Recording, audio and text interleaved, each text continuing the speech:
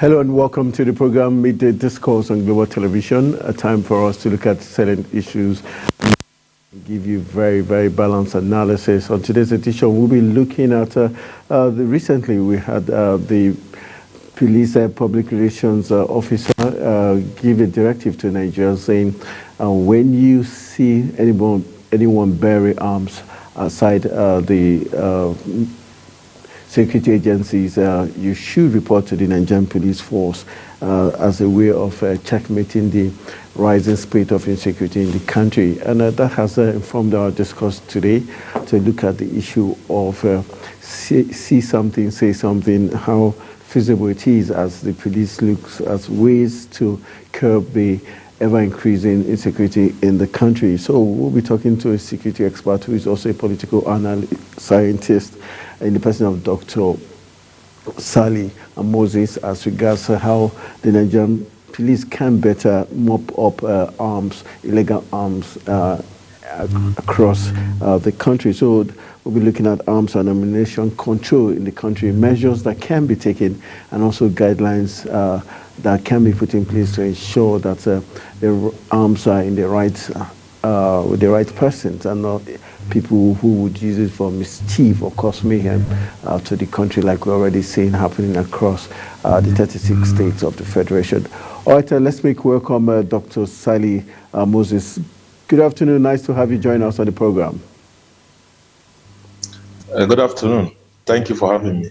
All right, let's look at this interesting talking point as regards the statement by the police public relations officer, ASP Muyiwa, who says every Nigerian should be able to report to the police once they see anybody bearing arms outside the security agencies, should be reported. From your own perspective, is that the best way to mop up illegal arms across the country, especially the FCT, as our focus is on the FCT? Thank you very much for that question. I don't think it's the best way, but it's also one of the ways by which illegal arms can be mopped up too. There are many ways by which you can do that, but reporting, giving information about people carrying arms that you know that they are not licensed to carry is also a way of retrieving it from people. If you permit me to go further, one of the reasons why we are having serious security challenges in our country is as a result of the proliferation of illegal arms and ammunition in the country. Because some of these disputes, some of these misunderstanding and crises we have in our country, some of them are not new. They are as old as the country.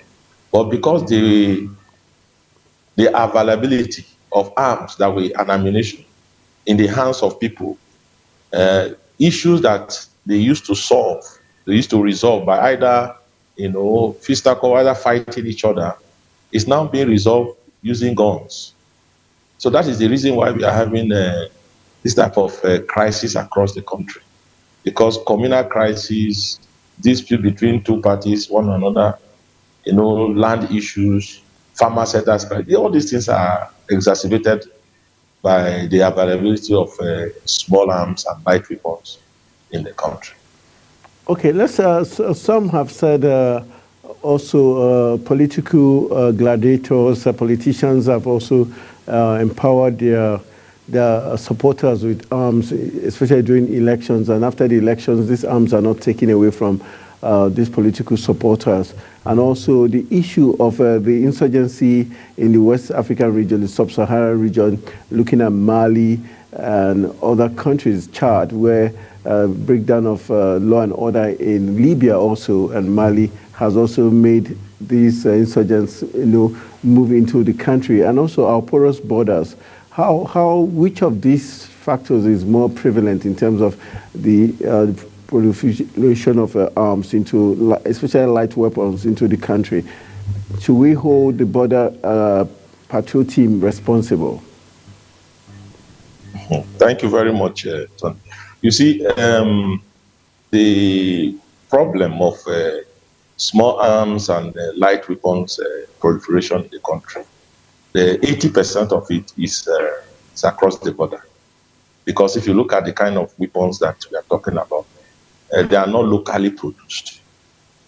And because they are not locally produced, they come outside of the country, and they don't come through the right channels in terms of through the designated seaports and airports. They come through the illegal routes into the country, and that is as a result of our porous border. Nigeria has a lot of borders that are very porous. People come in and go out at will. People use other different means of transportation across illegal routes to enter the country. And these illegal routes, the last time it was over 1,500 illegal routes across the borders. And people just smuggle all kind of things into the country, and they commit all kind of crimes. Some of them, after committing the crime, they use the same route to go outside of the country to avoid arrest and prosecution. So our border security is a major concern. It's a major concern. If we want to solve our security problem in the country, we must solve border security issues. If we do not address our borders, we will continue to fight insecurity and we will not be able to overcome it. Because as you are dealing with one part of it, another part is opening up. And as long as these guys continue to have access to arms and ammunition, they won't give up. They'll continue to fight. They'll continue to kidnap people. They'll continue to commit all kinds of crimes. So we must be able to address border security. Our border is just too porous. Okay. When you go across. Okay. Why are our borders so porous? Is it the lack of manpower, the lack of technology, or the fact that our borders are too large for us to man?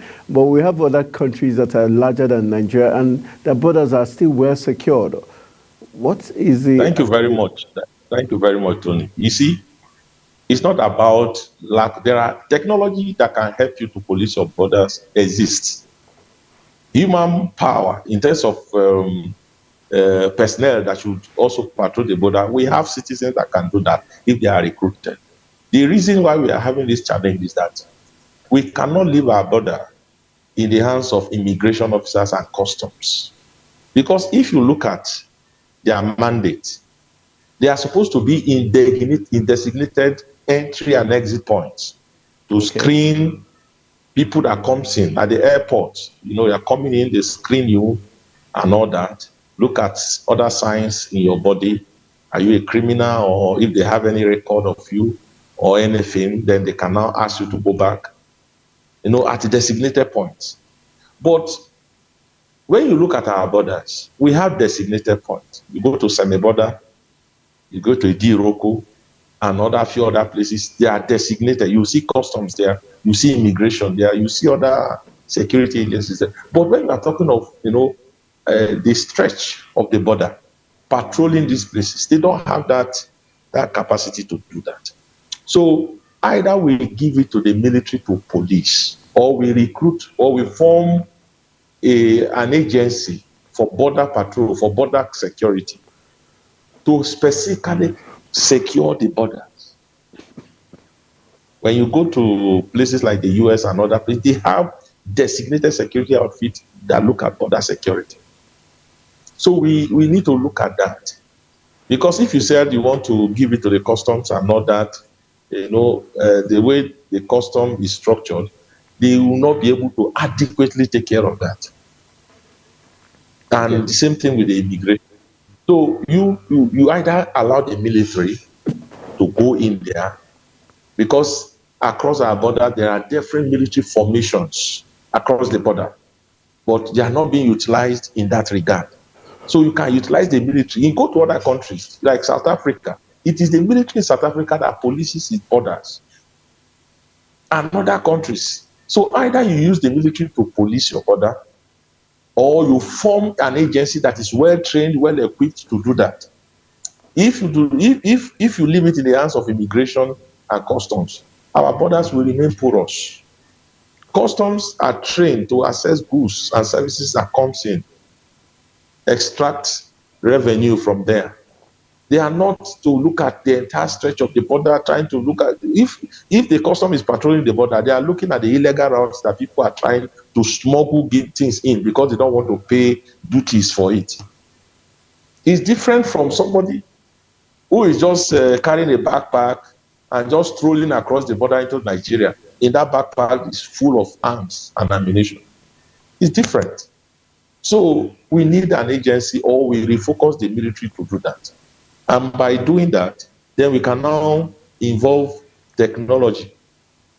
There are cameras that has night capability that can be able to view anybody trying to cross into Nigeria, even at night, and they can be able to, with precision, they can be able to arrest, prosecute, and punish whoever does that. And they can also evolve other measures, either you fence some part of it or you use something to cross, to create an obstacle so that they don't find it easy to come in and go out. If we don't do that, we'll continue to have this security problem. Going back to your question, one of the reasons why we are having the influx of arms and ammunition is that the crisis during the Arab Spring, many of the countries in the Northern African fell to the Arab Spring. And Libya fell also. When Libya fell, okay, the armory, the Libyan armory was vandalized, and people began to steal, these weapons from there. And they began to steal these weapons to fight themselves. Now that the crisis has subsided in Libya, some of these arms and ammunition may not be that required. So they start finding their way. What is the distance between Nigeria and Libya? Chad is the border to Libya. Niger borders Libya. Niger borders Nigeria. So they just take a stroll into Niger. From Niger, they come into Nigeria, and the arms are everywhere. So border security is a very, very important aspect of national security. But in Nigeria, we have neglected that for a very long time. Considering, if you want to look at the arms and ammunition that are already in country, we need to look at how we can do a national disarmament program, not a piecemeal one. Because if you want to do it a piecemeal, anybody that sees anybody with anything report, you won't be able to achieve much, considering the quantum of arms and ammunition that is already in the country. So let us have a national disarmament program. Anybody with arms and ammunition, you have a grace of 1 month to submit it to so point. All right, let's look at how the role of culture, religion has also helped this infiltration of arms. Because recently we even had the former governor of Kebbi State, I think Galero, saying that the Nigeria closure of the border with Niger was not useful because it didn't affect the junta, rather it was affecting the ordinary citizens, and also went ahead to say other countries bordering Niger did not adhere to the directives of ECOWAS. Why was Nigeria adhering to the directive of ECOWAS to close the border to Niger? Can you say the actions and inactions of our leaders, like that Alero and others within the northern region, the fact that they feel they have a fraternity with those from Niger, has also not helped the defense of our borders? Politicians, if you want to go by what politicians will say in terms of issue of a national decision like that, you'll be misled to some extent. I'm sorry to say that. Because like you highlighted in your speech, you said politicians buy these arms and give it to these guys to use. And after they have won election, they find it difficult to retrieve these arms from them. And these guys began to use it, to terrorize people and commit all kinds of crimes and criminality across the country. It's true to some extent. And the reason why Nigeria is like that is because people are never punished for doing the wrong thing. people are never punished for doing the wrong thing. If we evolve a system whereby people are appropriately punished for doing the wrong thing, it will be a deterrence for others not to commit the same crime. So going back to Adero's observation, to some extent, the closure of the border did not work because you close the entry and exit point while the porous places are still there for them to access. And like I said earlier, most of these arms and ammunition, they came into the country not through the designated entry and exit point. So if you shut down the designated entry and exit point, thinking that you have closed your border against a country, it may not achieve much because there are illegal routes that people have been using for decades. They will begin to use it. The only difference is that maybe a truckload of cement that is going to Niger could not pass because they have shut the border, the designated one. But there are pockets, motorbikes, keke and all that they could use to pass the illegal route to transport the same product to the other side. So what have you really achieved when you shut your borders? So for Nigeria, we need to look at border security very, very, very urgently. We cannot really address our internal security problem without addressing border security, especially in the area of small arms and light weapons that you see, this AK-47 and all that you see everywhere. They came in through the illegal route in the border, through our borders. All right, for the Nigerian police force, for the Nigerian police force, the last time when I was on your program, I told you that the Nigerian police need to do something urgently about their responsibility to the country. I told you that, if you remember. If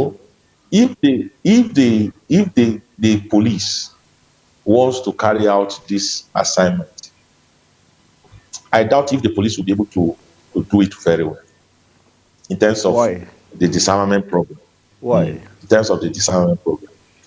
The reason why I'm saying is that police, they have, number one, they have shortage of manpower, which is obvious. True. Shortage of manpower. They have that shortage of manpower. And number two, I don't know how much of its personnel have acquired. They require skill for a disarmament program. Because this disarmament program is not just because you are a forceman or something, you come and stand and say, I want to call. No, there is a special training that you will go. You will be trained. At times it's facilitated by the UN Peacekeeping Center. You are trained for that, so that you can be able to to do that. When we did the peace agreement in the Niger Delta, there was a disarmament program. That disarmament program, you can see how successful it was, because those who were trained for that purpose were the one who facilitated it, collected the arms from them, and that brought great peace, some level of peace in the Niger Delta, even up to today. So we need a national disarmament program, considering the quantum. The number of small and light weapons in Nigeria is more than 2 million. Illegal is more than 2 million. So when we come up with that kind of measure, disarm every state across the country, ask them, give them a grace of 1 month, and continue to run the jingles, advertisement. If you are in possession of this, go and drop it in social point. You will drop it and go free. Thereafter, if you do not, and we begin to search around, and we discover that you have such thing, you will be arrested, you will be prosecuted, you will be punished. When you bring out such messages to people, you will be amazed how many people will turn in weapons. You will be amazed. So let's look at. In terms of the police not having the manpower to do this disarmament program all by herself, with the synergy with all the security outfits, would it help that cause? Then secondly, let's also look at the issue of arms that were gotten from security men themselves, where situations where some policemen were killed and their arms taken. How can we go about, in terms of data now? What role can data play Yes. for us to be able to, get the specific number of arms in the country, those that are licensed and people who are not licensed, and those that were brought in illegally? Thank you very much, Tony. You see, like I said earlier, you can evolve technology to help you manage your arms and ammunition in the country. There are some ammunition, there are some weapons that you can put OR code on them. In other words, you scan them. When you scan it, it will tell you who owns this weapon. If this rifle belongs to the police, for instance, and the police officer was killed and his rifle taken, by the time you get maybe for other operations and you get such weapons retrieved and you scan it, that scanning will tell you that this weapon belongs to the Nigerian police so unit. For instance, I'm giving you an example. Okay. The same thing, yes, you can put a scanner on your weapon. It's a technology that is being used in the West and other places. It's not a difficult thing. We go to ShopRite, go to all these shops to buy things. You pick things. When you come to the teller, they scan them and give you the price, isn't it? It's the same technology. You just put those scanners on it. You put those scanners on your weapon. So those scanners now will now tell you who owns this weapon. This one belongs to the army, this one belongs to the navy, this one belongs to the air force, this one belongs to the police. So it can give you an idea. When you get it back, you can now hand them over to the rightful owners. All right. So it's not a difficult thing. It's just for them to, it's just for them to take the right leadership and ensure such things are done. It's not difficult. If private people who are running stores and other can do it, what about a government institution of that stature? It's not a difficult thing.